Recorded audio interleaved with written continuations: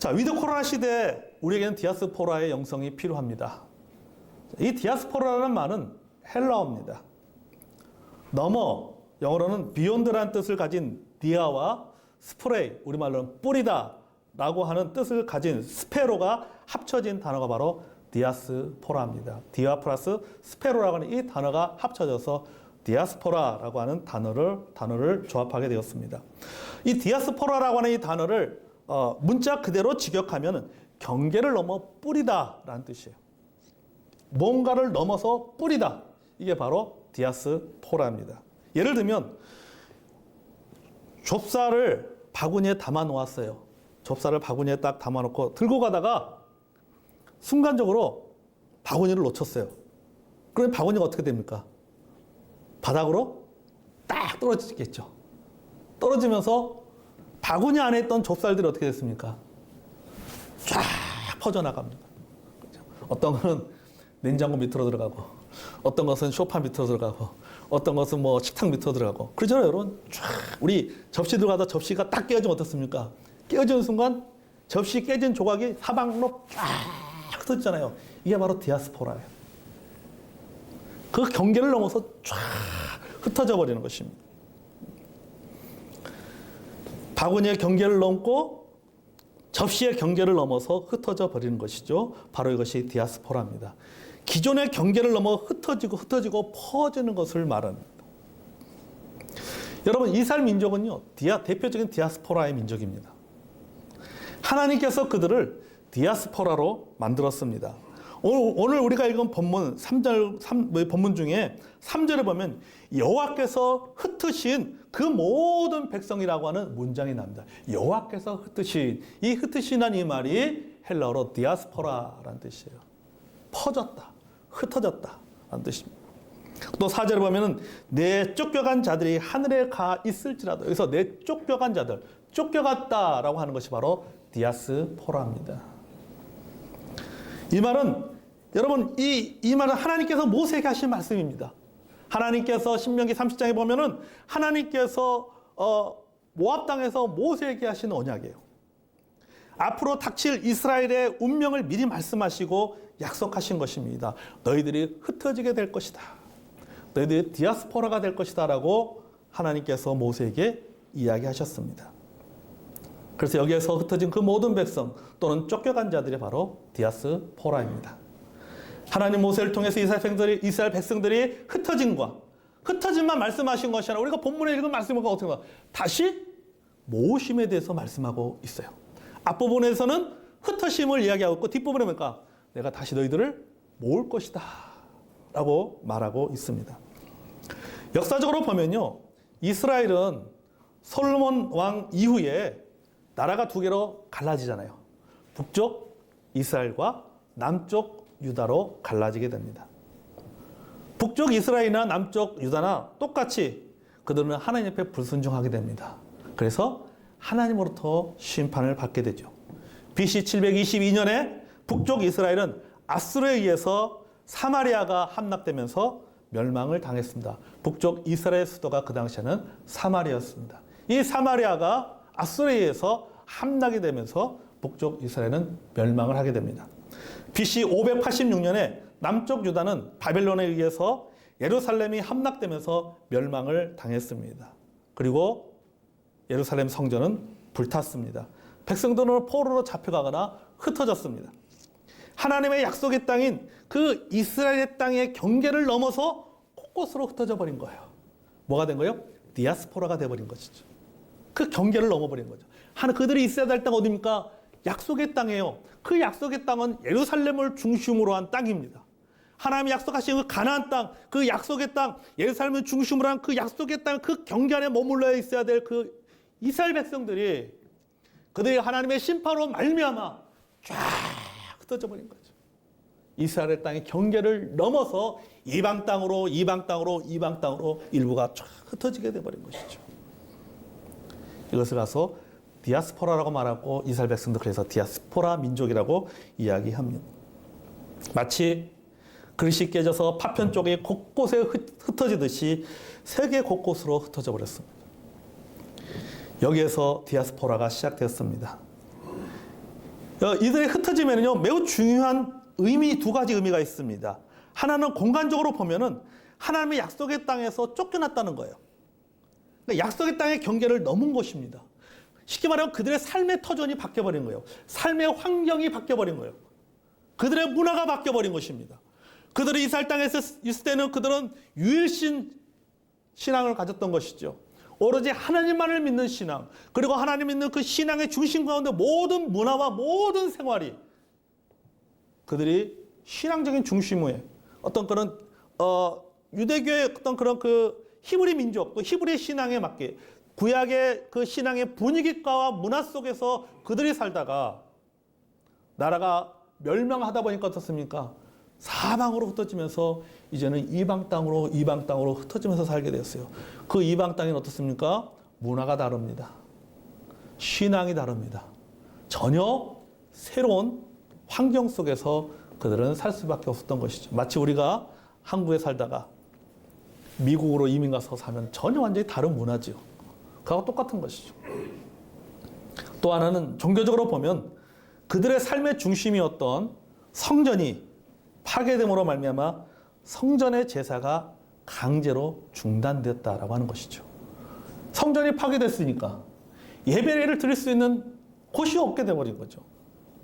그들의 삶의 이스라엘 백성들의 삶의 중심은 뭡니까? 성전입니다. 모든 것이 성전 중심으로 이루어졌습니다.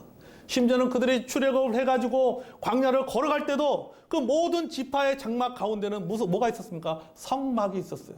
모든 것이 성막을 중심으로 해서 펼쳐져 나갔습니다.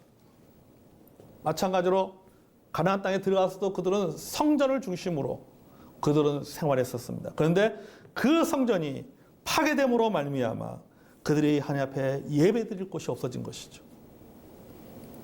이것이 그들의 생활 환경의 변화와 더불어 신앙의 중심에 새로운 변화가 시작되었다라고 하는 것을 의미하는 것이죠. 이스라엘 백성들이 하나님의 심판으로 말미암아 흩어지게 된 것처럼 오늘날 우리는 코로나로 인해서 여러분 흩어지게 되었습니다. 지금 우리는 이전에 경험해보지 못한 사역을 지금 경험하고 있습니다. 이전에 보지 못했던 교회의 모습을 우리는 지금 보고 있습니다. 생각하지도 못했던 온라인 예배를 드리고 있습니다. 온라인 주의 만찬도 했습니다. 온라인으로 성경 공부도 했습니다. 교회에서 밥도 먹지 못하고 모임도 갖지 못합니다. 성도 간의 교제가 카톡으로 이루어지고 있습니다. 아마 제가 우리 성도 여러분들에게 코로나 이전에, 그러니까 2020년 이전에, 2020년, 그러니까 몇 년이 2020년 전에는 몇 년이죠? 갑자기 생각나네요. 네? 갑자기 뭐, 네. 2019년이죠, 그죠? 네. 2019년, 아마 그때 우리 성도들에게 여러분, 우리 온라인 예배를 드리십시다. 교회에서 점심시간에 밥 먹지 않겠습니다. 교회에서 모임 갖지 않겠습니다. 성경 공부도 모든 것을 다 온라인 하겠습니다. 라고 제가 이런 사역을 제안했다면은 아마 우리 성도님들 참 말 많았을 거예요. 아니, 목사님 어떻게 교회에서 밥을 안 먹습니까? 어떻게 교회에서 모임을 갖지 않습니까? 이건 말이 됩니까? 교회 와서 예배를 드려야지 어떻게 온라인으로 예배를 드립니까? 아마 불만을 쏟아내는 성도들이 많았을 겁니다. 그러나 이제는 이것이 너무나도 자연스러운 모습이 되었어요. 환경이 바뀌다 보니까 이것이 너무나도 자연스러운 모습이 되었다는 것이죠. 조국의 멸망이 이스라엘 백성들을 디아스포라로 만들었듯이 코로나는요, 우리를 디아스포라로 만들어버렸어요. 사회적으로 나라를 잃고 종교적으로는 성전을 잃어버린 채 그 낯선 이방인의 땅에서 살아가는 유대인이었지만은 그들 중에는요, 영적 신앙의 정체성을 끝까지 지키며 살고자 애쓰는 유대인들이 있었습니다. 그리고 살려고 애쓰는 하나님의 백성들이 있었습니다. 그들이 세웠던 것, 그들의 삶의 중심이 무엇이었는가 하면 바로 해당입니다. 그들은 해당을 세웠습니다. 예루살렘 성전이 무너져서 더 이상 하나님 앞에 예배 드릴 수 없고, 그래서 원래 예배는 어디에 드려야 되는 거예요? 예루살렘 성전에 와서 제사를 드려야 되는데 그 성전에서 제사를 드릴 수 있는 그 공간 자체가 없고 무너지다 보니까는 그들은 흩어지게 되었고, 그러나 그들의 마음속에 여전히 하나님을 열망하고 하나님 앞에 예배 드리고자 하는 마음이 있었기 때문에 비록 그들이 예루살렘에 올 수 없는 상황이지만 그렇지만 그들은 자기가 살고 있는 삶의 상황 속에서 그 이방인의 땅에서 그들이 세웠던 것이 뭐냐면 바로 해당이라고 하는 것을 세웠던 것이죠. 성전은 파괴됐지만은 성전을 대체할 신앙의 중심인 시나고게, 우리말로 말하면 함께 모으다라는 뜻을 가진 해당을 세웠습니다. 성전이 무너졌지만 바벨론 포로 시절 때부터 해당은 이스라엘 백성들의 중심이 되었던 거예요. 성전 없었지만은, 그러나 그 전에는 성전 있을 때는 성전이 그들의 생활의 중심이 되었지만은 이제는 그 성전이 무너지자, 그리고 그들은 흩어지게 되자 이제 그들의 생활의 중심이 뭐가 되냐면 바로 해당이라고 하는 것이 생활의 중심이 되었던 것입니다. 해당의 기능은 세 가지입니다. 예배, 교육, 기도입니다. 해당은 하나님께 예배드리는 예배의 공동체였습니다. 예배 드릴 공간이 없다 보니까 그들은 해당에서 예배를 드렸습니다. 이방의 땅에 살아가는 유대인들과 그들의 자녀들을 하나님을 경외하는 사람들로 양육하는 말씀의 공동체였습니다. 그것이 해당에서 이루어졌어요. 이방 땅에 산다라고 하는 것은 이방의 문화에 산다는 것이고, 이방의 문화 속에 산다라고 하는 것은 그 문화 속에서는 뭡니까? 종교가 들어가 있는 거예요. 여러분, 문화는 종교의 반영입니다. 여러분, 우리의 문화를 보십시오. 우리나라의 전통 문화는 무엇과 가장 많은 밀접한 어떤 종교와 밀접한 관계가 있습니까? 불교와 밀접한 관계가 있는 것과 똑같은 거죠. 그래서 문화와 종교는 떨어질 수가 없는 겁니다. 그러니까 이방 땅에 산다라고 하는 것은, 이방 문화 속에 산다라고 하는 것은 결국 뭐예요? 이방의 종교의 영향을 받을 수가 밖에 없다라고 하는 것이죠. 여러분, 그래서 다니엘과 그 세 친구들이 보세요. 그죠?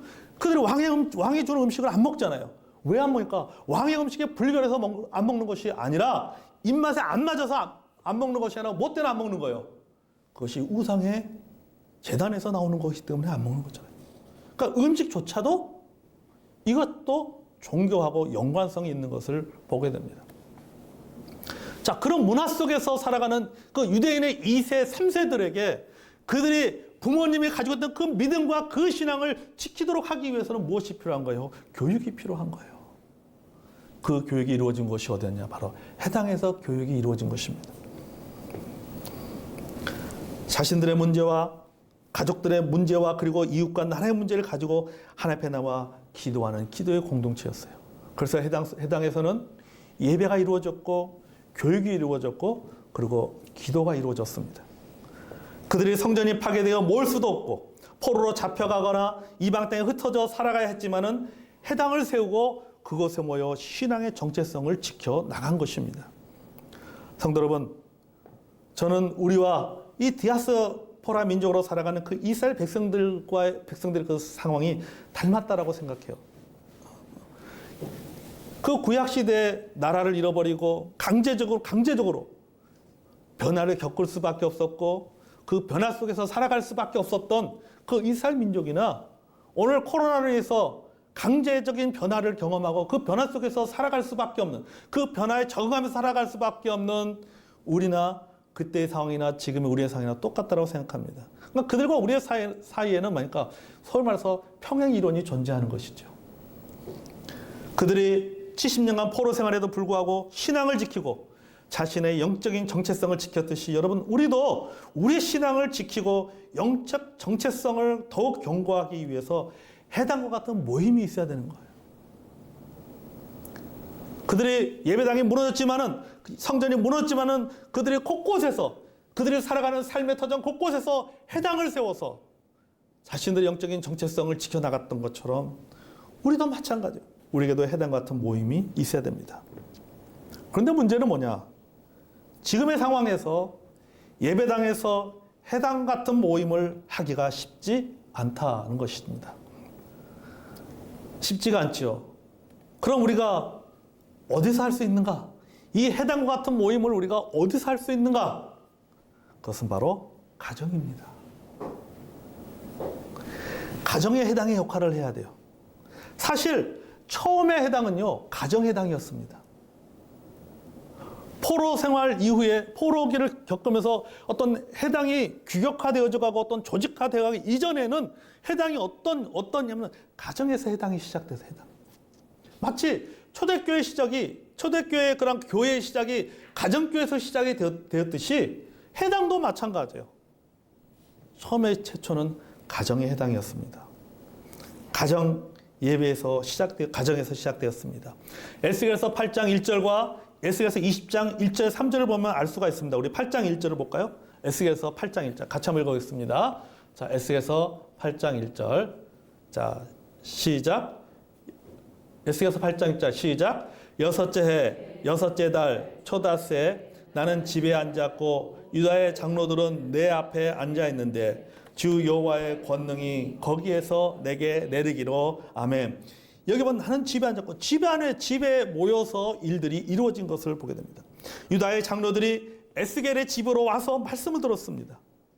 이것이 조직화된 해당이 되었고 또 포로 생활 이후에는 이스라엘 백성들의 중심이 되었습니다. 특히 예루살렘에서 멀리 떨어져 살아가는 이스라엘 백성들 같은 경우에는 성전에 갈 수가 없기 때문에 다시 포로에서 회복되어져서 나라가 다시 회복되어지고 성전이 세워졌지만은 그럼에도 불구하고 멀리 이방 땅에 있는 사람들은 거기까지 올 수가 없는 거예요. 예루살렘까지 올 수 없는 그런 또 갈 수 없는 상황이었기 때문에 자신이 사는 동네에 해당을 지었습니다. 왜냐하면 유대인 성인 10명이면요 해당을 세울 수 있었습니다. 그러니까 해당을 10명만 모이면 해당을 세울 수가 있는 거예요. 갈 수 없는 상황 속에서 해당은 성전의 대체물이 되었습니다. 그리고 신약에 와서 이스라엘 백성들의 생활의 중심이 되었습니다. 예수님과 바울이 어디서 복음을 전합니까? 해당에서 복음을 전합니다. 그리고 여러분 이 제자들도 해당에서 복음을 전하고 이 해당이 시간이 흘러서 바로 이 해당은 에클레시아 즉 교회의 샘플링이 됩니다. 그들은 디아스포라가 되어서 예배를 드릴 수는 없었지만은 포기하지 않고 해당을 세워서 예배와 교육과 기도의 활동을 했던 것이죠. 여러분 이것이 바로 위드 코로나 시대를 살아가는 우리가 배워야 될 디아스포라의 영성이라고 하는 거예요. 타율에 의해서 강제적으로 흩어졌지만 그 자리에 머물러 서서 절망하는 것이 아니라 제2의 제3의 방법을 통하여 여전히 하나님께 예배하고 가르침을 받고 기도하는 삶을 살아갔습니다. 여러분 우리가 이렇게 해야 됩니다. 아멘. 우리가 이렇게 해야 돼요. 코로나라고 하기 때문에 우리가 아무것도 할 수 없는 것이 아니라 그들이 성전이 무너져서 예배를 드릴 수 없었지만 그들이 해당을 세워서 그곳에서 여전히 그들이 예배를 드리고 말씀을 공부하고 그들이 기도의 삶을 살았던 것처럼 우리도 마찬가지예요. 제2, 제3의 방법을 동원해서 여전히 우리의 신앙, 우리의 공동체성을 유지해 가야 된다고 하는 것입니다. 아멘. 저는 위드 코로나 시대에 이 디아스포라 영성을 적용할 수 있는 곳이 가장 기초가 되는 곳, 또 활발해야 될 곳이 바로 가정 공동체라고 믿습니다. 왜냐하면 사적 모임이 쉽지 않잖아요. 어디 밖에 나가서 모인다는 거, 어디 커피숍 가서 몇 사람 모여서 커피 마신다든지 이야기 나누다 이런 거 참 쉽지 않아요. 눈치 보입니다. 사실은 여러 가지 편법을 해가지고 이렇게 들어가서 찢어져서 모이기도 하지만 사실 그것도 굉장히 사실은 참 부담스럽고 사실 눈치가 많이 배요. 솔직한 얘기로. 그러니까 이렇게 모임을 갖기가 쉽지 않다는 것이죠. 만나서 교제하고 식사하는 것도 꺼려지고 눈치가 보입니다. 그러나 가족은 다릅니다. 가족은 달라요. 가족은 얼마든지 함께 할 수 있습니다. 사실 가족이 함께 모여 예배드리고 성경을 가르치고 기도하는 것 쉽지 않을 수 있습니다. 지금까지 이 일을 교회가 위탁받아서 사실은 그 일을 감당했어요. 그러나 지금은 다릅니다. 부모와 가정이 책임져야 됩니다. 자녀의 문제도 마찬가지죠. 사실 여러분 자녀들의 신앙의 교육의 1차적인 책임은 교회가 아닙니다. 주일학교가 아닙니다. 부모와 가정이에요. 자녀들의 신앙의 교육의 일차적 책임은 교회나 주일학교가 아니라 부모가 일차적 책임자예요. 교회가 자녀들의 신앙교육의 일차적 책임을 지지 않습니다. 아니 일주일에 한 번 교회 와서 1시간 예배드리고 교제하는 것이 그들의 삶에 얼마나 많은 변화를 줄 수 있겠습니까? 모든 교육과 삶의 지혜는 가정에서 이루어지는 거예요. 가정에서. 1시간 동안 교회에서 성경을 공부하고 여러 가지 프로그램 내서 얼마나 변화되겠습니까? 교회에서 하는 것은 단순히 어떻습니까? 그리스도로서 어떤 그런 그 살아가는 어떤 신앙의 하나의 어떤 그 신앙 행위의 하나의 어떤 방법을 배우는 것이지. 그 방법을 실제적으로 실천하고 실제적으로 배울 수 있는 것은 바로 가정이에요, 가정. 가정에서 이루어지는 것이죠. 그래서 부모님들이 교회와 집에서는 코미디 같은 삶을 살면은 자녀들의 신앙생활도 여전히 코미디 같은 신앙생활을 할 수밖에 없는 거예요. 바울은 디모데의 신앙에 대해서 말하잖아요. 디모데는 외할머니 로이스와 어머니 유니게로부터 신앙을 배웠다. 이렇게 디모데 후서 1장 5절에 말하고 있습니다. 외할머니로부터 어머니로부터 신앙을 배웠고 거짓 없는 믿음을 갖게 되었다라고 이야기를 하고 있습니다. 그만큼 여러분 이 가정에서의 신앙, 가정에서의 그러한 예배가 중요하다라고 하는 것이죠. 특히 위드 코로나 시대에는 그것이 더욱 중요하다는 것입니다. 성도 여러분, 위드 코로나 시대에 우리가 디아스포라 살아갔던 구약의 사람들을 통해서 배울 수 있는 지혜가 바로 해당이에요. 흩어질 수밖에 없었지만은 가정에서 시작해서 그것이 지역의 해당으로 발전하기까지 그들은 모였습니다. 예배하고 가르침을 받고 기도했습니다. 여러분 바울도 마찬가지입니다. 바울의 출신을 보면요. 바울도 디아스포라예요. 그렇죠? 아버지와 어머니의 출신이 다릅니다. 여러분 그들은 예배하여 모였습니다. 예배하고 가르침을 받고 기도했습니다. 우리도 그렇게 해야 됩니다. 예배당에 모여 할 수 없기 때문에 가정이라고 하는 그런 해당을 만들어야 됩니다. 가족 안에서 가족끼리 예배하고 말씀 나누고 기도하는 것이 필요합니다. 여러분 이도 코로나 시대에 가정에서의 신앙생활은 대안이 아닙니다. 그것은 본질이에요. 따라서 여러분 성경의 지식이 조금 부족하더라도 또 안 하던 것을 하려고 하니까는 조금 어색하더라도 아버지가 가정이라는 해당에서 해당장이 되어서 이 가정을 신앙의 공동체, 예배의 공동체, 교육의 공동체, 기도의 공동체로 만들어 가야 되는 거예요. 지금은 교회에서 그걸 할 수가 없기 때문에.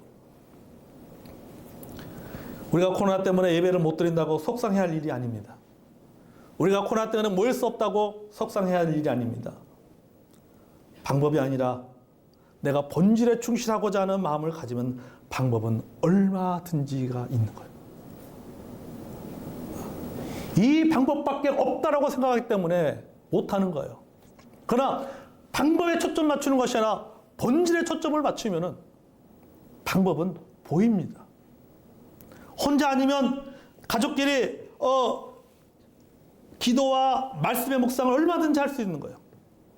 내가 모일 수 없지만은 함께 할 수 없지만은 또는 개인적으로도 할 수 있고 가족적으로 할 수 있는 거예요. 성경을 통독하고 성경 필사도 할 수 있습니다. 성전이 해당으로 대체되었듯이 얼마든지 상황에 맞게 대처할 수가 있습니다. 문제는 뭐냐면 하나님을 향한 열망이 문제예요. 과연 나에게 하나님을 향한 열망이 있느냐? 과연 내가 하나님을 바라보는 삶을 살고냐? 하나님을 사모하는 마음이 있느냐? 내가 예배를 사모하고 말씀을 사모하고 내가 하나님을 의지하며 살아가고자 하는 그런 마음이 있느냐가 중요한 것이죠. 그런 마음이 있다면 방법은 해당과 같은 방법이 아니더라도 또 다른 제2, 제3의 방법은 얼마든지 만들어낼 수가 있는 것입니다. 하나님 말씀대로 살고 하나님의 자녀답게 살고자 하는 마음만 있다면 코로나 상황에 맞는 신앙 행위는 얼마든지 우리가 할 수가 있습니다. 아멘. 여러 말씀을 했습니다. 코로나로 인해서 우리는 신앙에 있어서 디아스포라로 살아가고 있습니다. 우리가 코로나로 인해서 할 수 없다고 해서 또 흩어졌다고 해서 모일 수 없다고 해서 포기하지 말고 여러분 디아스포라로 살아가는 이스라엘 백성들이 회당을 세워서 하나님을 예배하고 교육하고 기도하였듯이 우리도 그렇게 해야 됩니다. 아멘. 우리가 포기하지 말고 이스라엘 백성들이 회당을 세워서 하나님을 예배하고 교육하고 기도하였듯이 우리도 그렇게 해야 돼요. 그 시작은 바로 가정입니다. 아까 말했지만 가정은 뭡니까?